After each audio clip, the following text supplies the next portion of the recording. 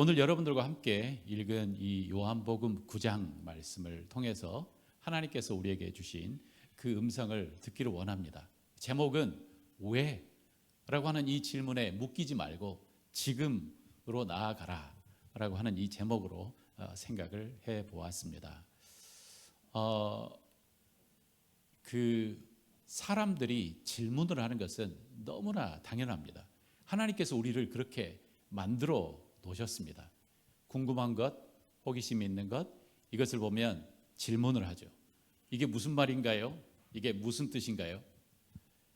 우리 처치 스쿨을 하는데 유독 질문을 아주 많이 하는 한 친구가 있었습니다. 그 친구는 순간순간 손을 들면서 목사님, 선생님 이제 그러면서 질문을 하는데 그 질문을 너무 하니까 힘든 거예요. 그러면서 제가 누구라고 이야기하지는 않겠습니다. 누구 집 아들이라고 이야기하지는 않겠습니다. 성별까지 이야기해버렸네. 네. 그런데 제가 기억이 났어요. 제가 이전에 우리 대학교를 마치고 이제 그 DTS 훈련을 받고 있을 때 한 40명이 됐는데 그 훈련 동안 제가 깜짝 놀란 것은 어찌 이 나라 사람들은 이렇게 질문을 많이 하는가. 그 유독 질문을 많이 하는 한 나라 사람들, 한 나라가 보였어요. 독일 사람들이에요. 한 40명의 친구들이 모여 있는데 독일 사람들이 3-4명이 있었어요. 모든 강의마다 질문을 하는데 와, 정말 이 단순한 것도 질문하냐? 라고 이렇게 생각할 정도로 질문을 진짜 많이 하는구나. 우리는 질문을 잘 하지 않지 않습니까? 마음속으로 에이, 내가 알아서 찾아보지. 뭐 이러면서 질문을 하지 않고 그 정도도 모르냐? 하지만 참 질문을 많이 하더라고요. 질문을 하는 것은 진짜 좋은 것입니다. 진리를 찾아가는 길에 정말 좋은 길인데 그러나 오늘은 좀 다른 부분. 모든 질문이 우리의 삶 속에 진짜 도움이 되지는 않습니다. 질문을 가지고 사람들에게 덫을 씌워서 사람들을 무너뜨리게 하는 질문도 있고요. 어떤 질문은 우리의 삶에 진짜 덫이 되어서 우리를 깊은 수렁에 빠지게 하는 질문들도 있습니다. 앞으로 나아가지 못하게 하는 질문들도 있습니다. 오늘 그 나쁜 질문, 우리가 정말 빠지지 않아야 되는 그 질문에 대해서 한번 생각해보고 거기에 묶여 있지 말고 앞으로 나아가자라고 하는 이 제목으로 여러분들과 이야기를 해보려고 합니다. 오늘 본문을 보면 예수님께서 오늘 본문을 읽기 전에 요즘 우리 계속 그 요한복음 묵상하고 있지 않습니까? 제 마음속에 고민이 많았어요. 한 단락마다 설교하고 싶은 내용들이 너무 많아가지고 8장에 보면 그 현장에서 붙잡힌 여인 이야기, 8장에 보면 뒤에 그 제자들과 그 유대인들과 예수님과의 토론 이야기 막 이런 것들, 이거 설교할까 딱 하다가 9장을 딱 읽었는데 바로 이 부분을 보면서 이 말씀 해야 되겠구나 라고 생각하고 이 말씀을 가지고 왔습니다. 오늘 질문에 보면 이 본문에 보면 뭐냐면 어렸을 때부터, 그러니까 어렸을 때가 아니라 날 때부터 맹인된 어떤 사람을 발견을 했고 그 사람에 대해서 제자들이 질문을 하면서 오늘 이야기가 시작이 됩니다. 그래서 그 질문이 그 사람을 보면서 제자들이 물어봅니다. 라삐요, 선생님이요, 이 사람이 맹인된 것이 누구의 죄로 인함입니까? 자기입니까? 그의 부모입니까? 라고 하면서 질문을 하면서 이 이야기가 진행이 됩니다. 그래서 이 이야기의 이 질문에 그 다음에 나오는 예수님의 답변이 저는 진짜 놀라웠어요. 늘 지나갔는데 굉장히 크게 들렸어요. 오늘 이 말씀을 듣고 난 이후에 여러분에게도 그 다음에 예수님의 답변이 여러분의 귀에 진짜 크게 들리기를 주님의 이름으로 축원합니다. 이것은 우리를 살게 하는 주님의 놀라운 태도입니다. 놀라운 예수님의 생각입니다. 어떤 질문은 우리를 과거에 묻게 하고 그리고 그것은 마치 우리의 삶의 늪과 같이 되고 조금 더 앞으로 나가지 못하게 하는 그러한 질문들이 있습니다. 그래서 오늘 여러분들과 함께 이 본문을 가지고 좀 더 구체적으로 이야기해 보도록 하겠습니다. 첫 번째, 이제 본론으로 들어가겠습니다. 제자들의 질문을 한번 생각해 보겠습니다. 맹인된 것이 누구의 죄입니까? 자기의 죄입니까? 부모의 죄입니까? 라고 하는 이 질문을 한번 생각을 해 봅시다. 어떤 신체적인 문제가 있는데 이 문제가 누구의 죄 때문에 이런 결과가 난 것입니까? 이 사람의 이 신체적인 약점이 누구의 죄 때문에, 어떤 죄 때문에 이러한 결과가 난 것입니까? 라고 이렇게 물어보는 거죠. 이것을 우리 뭐라고 하냐면 인과응보라고 하지 않습니까? 뭔가 잘못을 했기 때문에 그 결과가 나타나는 거예요. 원인과 결과예요. 출애굽기 20장 5절에 보면 아비의 죄를 자손 3, 4대까지 이르게 한다고 하는 성경에도 어느 정도의 이 인과응보를 서포팅하는 내용이 있긴 해요. 그리고 이 인과응보의 그 사고에 의하면 어떤 사람이 죄를 지면 하나님께서 심판을 하시고 그 심판의 결과로 나의 현재의 삶 속에 질병이나 고난이 닥칠 거다라고 하는 이 사고 구조예요. 이 제자들이 이 앞을 못 본 사람들을 보면서 결국 이 사람에게 큰 죄가 있었을 거야. 어떤 정말 큰 죄가 있었기 때문에 태어나면서부터 이렇게 눈이 안 보이는 거 아니겠어? 라고 생각을 한 거죠. 부모의 죄인가? 아니면 본인의 죄인가? 한번 이 사람이 이 엄마 뱃속에 있을 때부터, 날 때부터 맹인된 사람인데 본인의 죄라면 무슨 죄를 졌을까요? 아직 세상에 나오기 전에 죄를 진 거잖아요.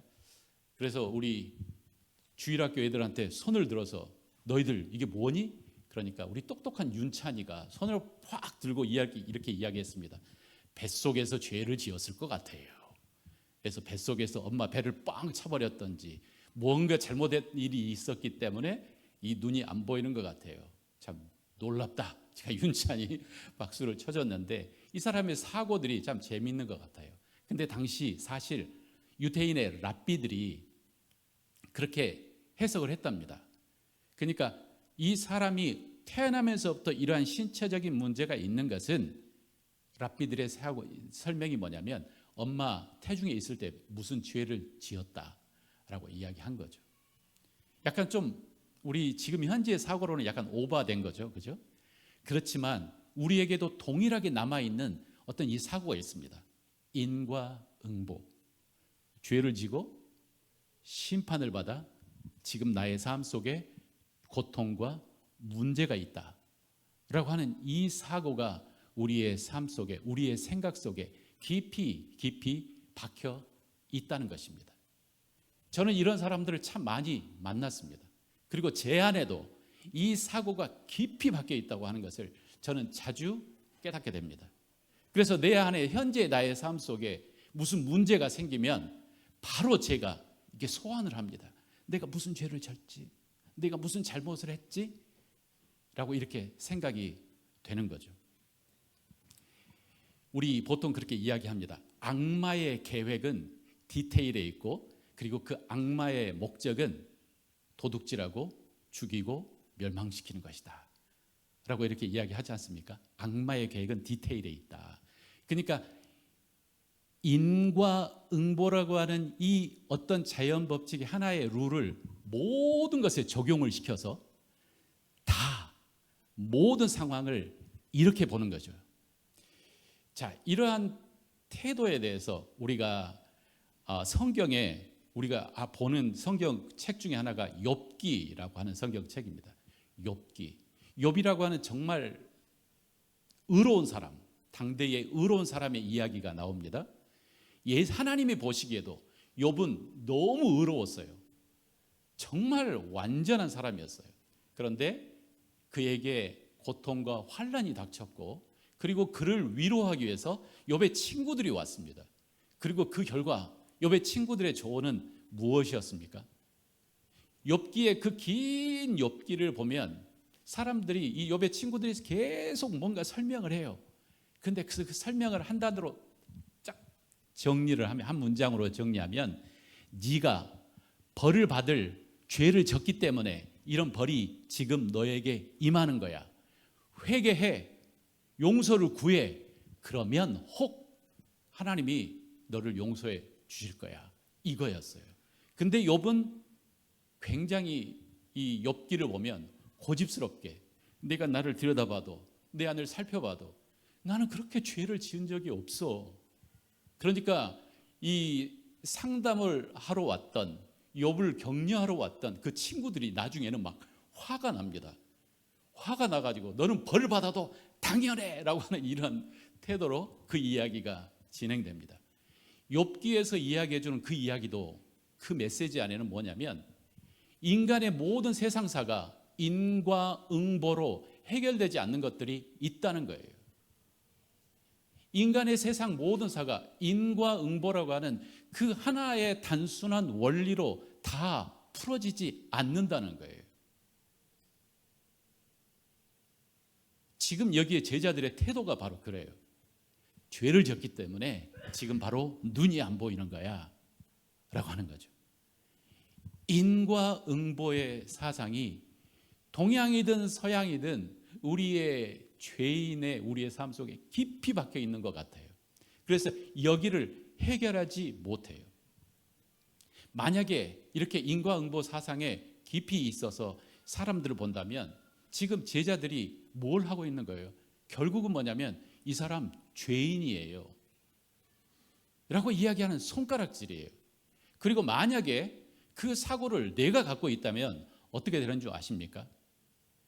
내가 이 사고 속에서 지금 나를 바라본다면 자책과 자기 비하 속에, 그 소용돌이 속에 우리는 빠질 수밖에 없어요. 과거의 일을 생각하면서 왜 내가 그런 선택을 했을까? 내가 왜 그 사람을 만났을까? 아니, 내가 왜 그런 부모 아래서 내가 태어나게 됐을까? 금수저도 아니고 흙수저로 왜 나는 그런 삶을, 왜 그런 사람이 내게 있었을까? 이것은 그 영혼의 덫과 같아서 그 사람을 빠져나오지 못하게 합니다. 왜? 이 질문은 진짜 악한 독과 같은 거예요. 이 질문은 사탄이 우리의 마음속에 자주 심어주는, 과거 속에 완전히 빠지게 하는 질문이에요. 다시 한번 이야기하지만 악마의 계획은 디테일 속에 있습니다. 완전히 맞는 것 같지만 그 안에 악마의 독을 하나씩 심어놔요. 그리고 그 심어둔 독에 의해서 우리의 인간은, 그 목적이 뭐냐면 우리의 시간을 도둑질하고 우리를 죽이고 우리를 완전히 멸망시키는 게 악마의 계획이에요. 제가 상담했던 사람들 중에 지금도 기억나는 어떤 사람은, 그 사람이 저한테 편지를 보내서 상담을 했는데 그 사람의 삶 속에 계속 반복되는, 목사님, 저는 이러한 부모님에서 내가 태어났어요. 우리 부모님은 한 번도 저를 보고 사랑한다고 이야기하지 않았고 저에게 필요한 것을 채워주지도 못했어요. 그런데 저는 그래서 어쩔 수 없이 내 마음을 채우기 위해서 그 남자를 만났어요. 그리고 그 스토리 속에 계속 등장하는 표현이 뭐냐면 어쩔 수 없이. 그러면서 이 이야기 속에, 야, 이 사람은 진짜 후회의 늪에 깊이 빠져 있구나 라고 하는 생각을 하게 되었습니다. 우리도 그 후회의 그 덫과 같은 것에서 빠지면 나오기가 너무 어렵습니다. 저는 제 몸에 약간 문제가 있습니다. 제 심장에 한쪽 부분이 정상인과 달리 이렇게 닫혀 있어요. 그래서 심장이 팍팍 뛰면 이 피가 그것을 통해서 나가야 되는데 한쪽이 닫혀 있어가지고 이게 잘 나가지 않아요. 그래서 제가 운동하지 않고 가만히 있잖아요. 제 심장 그 맥박수가 막 떨어져요. 그래가지고 제 심박수가 어떤 때는 1분에 40초로 막 뛰고 그래요. 그래서 저는 이걸 가지고 있으면서 늘 제가 힘들었어요. 왜 이런 심장을 가지고 태어나서 왜 이랬을까? 그 후회 속에 제가 있으면서 이걸 고칠 수도 없고, 그렇다고 내가 심장 이식 수술을 할 수도 없고, 왜 이러지? 이라고 하면서 내 그것에 대해서 정말 화가 났어요. 나한테도 화가 나고, 이런 몸을 물려준 우리 엄마한테도 화가 나고, 아빠한테도 화가 나고, 제게도 그러한 생각 속에 빠져서 깊이 빠져 있는 그 마음의 후회들이, 덫들이 꽤 많이 있었습니다. 왜 이런 부모님 앞에서, 이 부모님 사이에서 내가 태어났을까?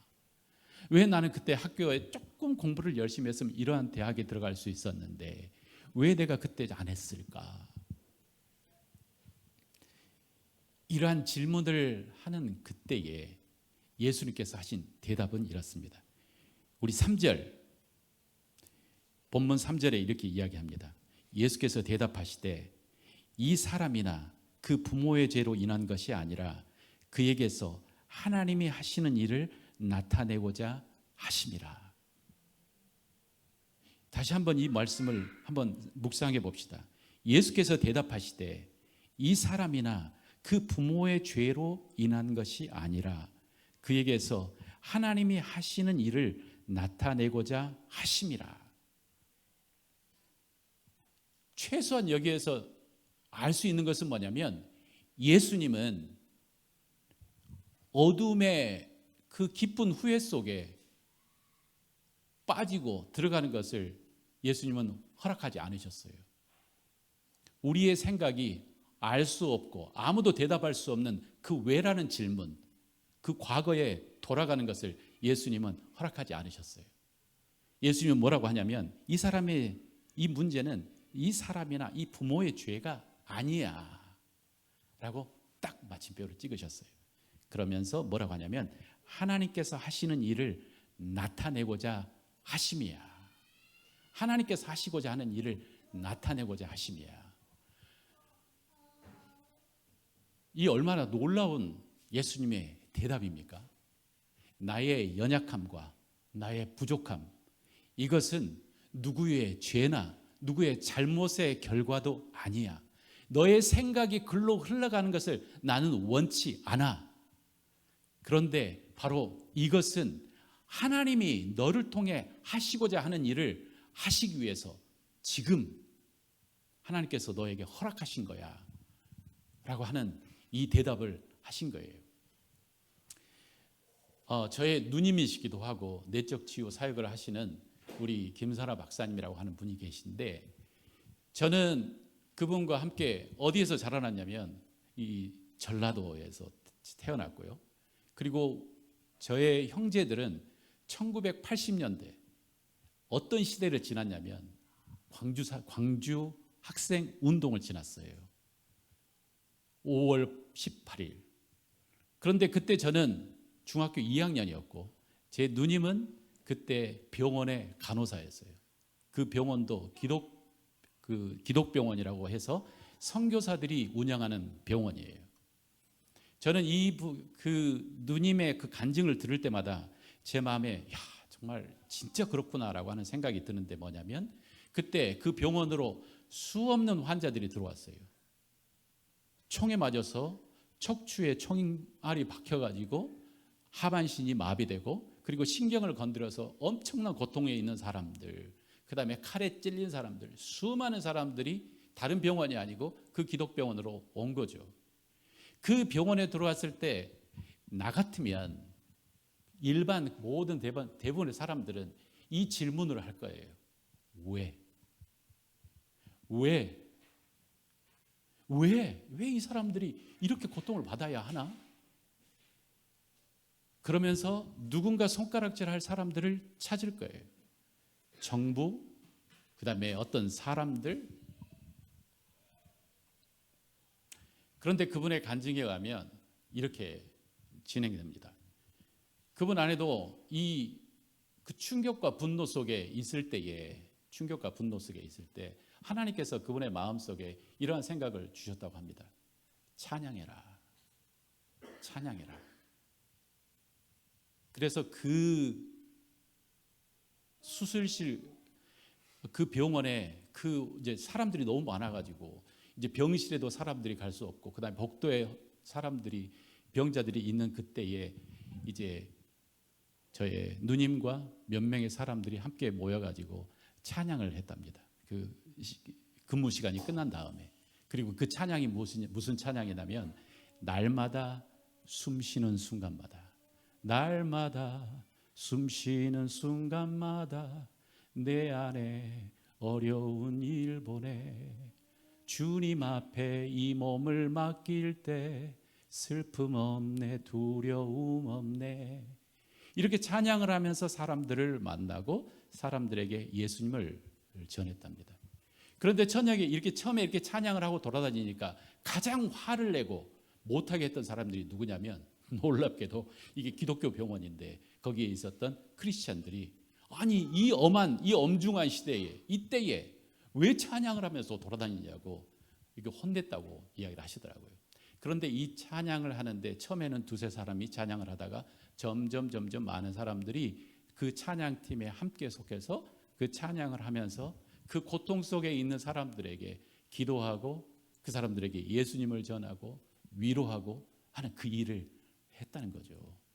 그리고 그 안에서 정말 많은 사람들이 예수님을 영접하고 변화가 일어난 거예요. 이 질문의 문제는 뭐냐면 왜라는 질문에 우리가 묶여 있으면 뭘 못하냐면 과거 속에 박혀 있어서 지금 현재 내가 뭔가 해야 될 것에 대해서 아무것도 하지 못한다는 거예요. 아무것도 하지 못한다는 거예요. 과거에 꽉 박혀 있는 거예요. 왜 이런 부모님을 내가 만났을까? 내가 왜 그 사람에게 손을 내밀어서 그때 그 사람을 잡지 못했을까? 이것에 꽉 박혀 있어가지고 지금 해야 될 일을 하지 못하는 거예요. 왜 정부는 국민을 위해서 총칼을 들이대며 이 선량한 사람들을 죽였을까? 왜? 라고 하는 이 질문에 아무것도 못하는 거예요. 그런데 주님께서 하시는 말은 뭐냐면 찬양해라 한 거죠. 찬양해라. 찬양해라. 정말 알 수 없는 이 왜라고 하는 이 질문을 누구에게 맡기고 하나님께 맡기고 너는 지금 네가 할 일을 해라 라고 하는 것입니다.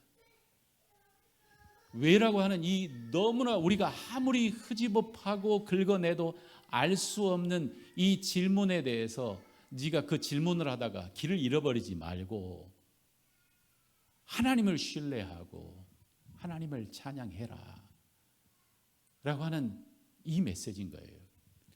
예수님께서 뭐라고 이야기하십니까? 그 다음에 때가 아직 나심에 나를 보내신 이의 일을 우리가 하여야 하리니 밤이 오리니 그때는 아무도 일할 수 없느니라. 너의 타임은 네가 일할 수 있는 타임은 한정적이야. 네가 일할 수 있는 타임은 한정적이야. 아직 나시니까 아직 움직일 수 있으니까 지금 너의 손을 들 수 있으니까 네가 해야 될 뭔가 하나를 하는 거야. 5절에 내가 세상에 있는 동안에 나는 세상의 빛이야 라고 이야기하시면서 예수님은 굉장히 구체적으로 일을 행하십니다. 침을 뱉어 흙으로 진흙을 만들고 그 사람의 눈에 바르고 그 사람에게 실로암 못에 가서 씻으라 라고 이야기했을 때 이 사람의 눈이 열린 것입니다. 제자들은 이 사람은 누구의 죄입니까? 자신의 죄입니까? 부모의 죄입니까? 대부분은 이렇게 행동을 합니다.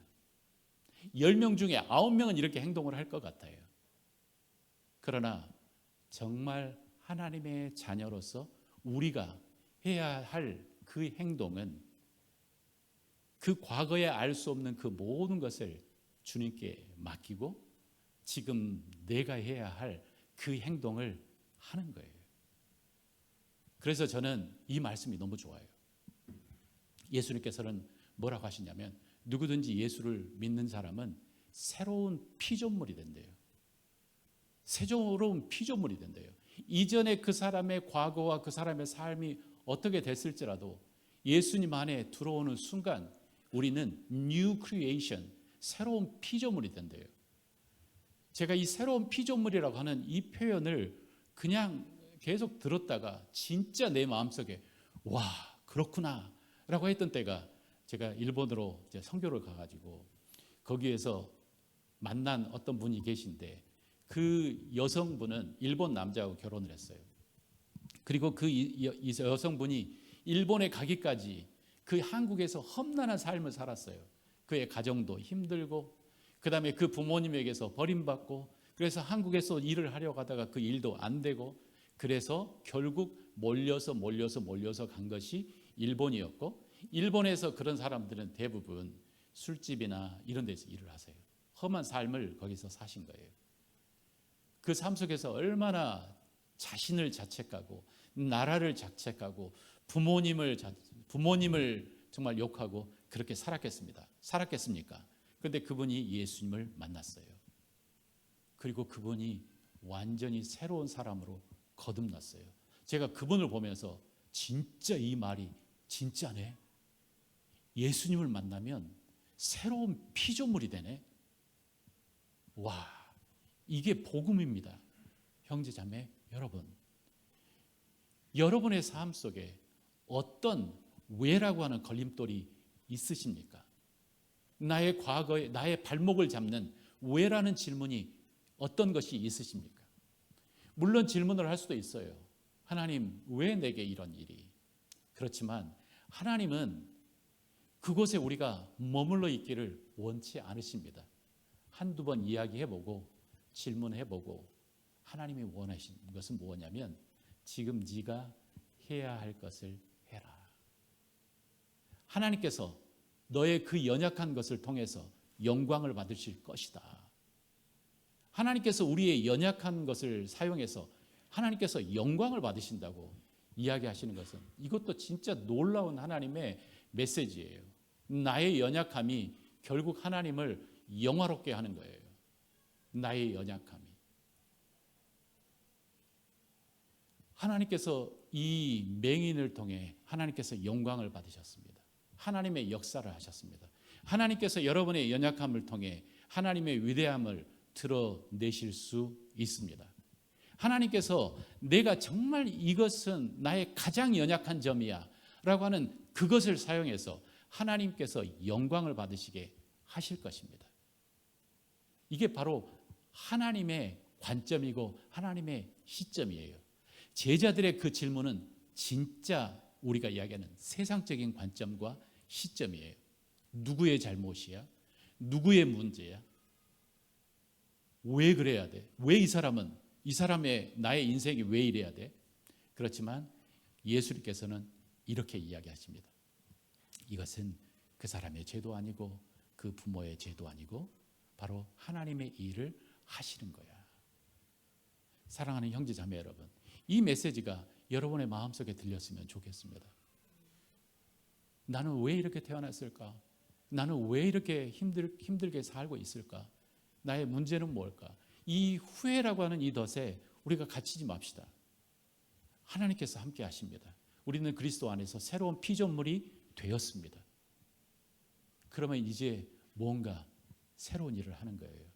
주님께서 하라고 하시는 일, 찬양을 해라 라고 하면 찬양을 하는 것이고 더 사랑해라 라고 하는 거예요. 마지막으로 예수님께서 내가 세상의 빛이라고 이야기하셨는데 예수님은 똑같이 우리에게 뭐라고 하냐면 너희가 세상의 빛이라고 이야기하셨어요.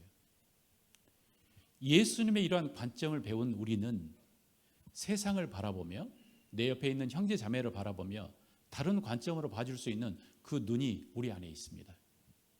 다 손가락질하며 너 때문이야, 너의 죄야, 너의 잘못이야 라고 할 때에 진짜 예수님을 따르는 예수님의 자녀는, 예수님의 제자는 정말 다른 이야기를 해줄 수 있습니다.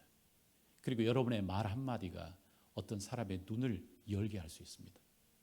여러분의 말 한마디가 어떤 사람의 영혼을 깨울 수 있습니다. 하나님이 당신을 사랑하십니다. 하나님이 당신을 축복합니다. 지금 잘 모르지만 하나님을 신뢰해 봅시다.